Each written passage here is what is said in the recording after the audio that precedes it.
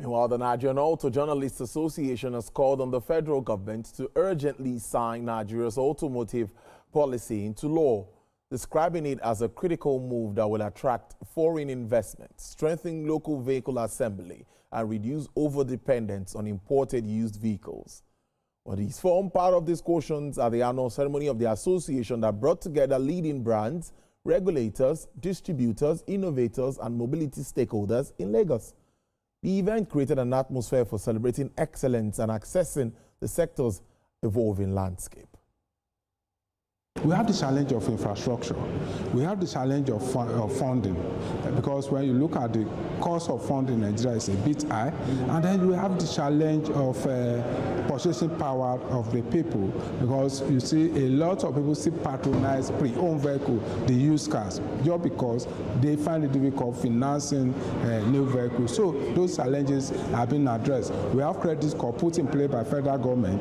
This is part of way of addressing the consumer credits in the sector, and some other infrastructure that we have been put in place by the NADDC, federal government, and other government subnationals. They are putting all these things in place to address the infrastructural challenges we are having. The policies of President Bola Ahmed Tinubu of introducing the renewed hope Nigerian First initiative have actually made it possible for local brands to be acceptable in the Nigerian market. This year is one of our best years since we started this journey, and it's because we have a president, we have a DG, we have the policies on ground, and we are happy as automakers because our vehicles have been accepted in Nigeria. In South Africa, you don't just take your money and buy a full car. What you do is that you pay through finance.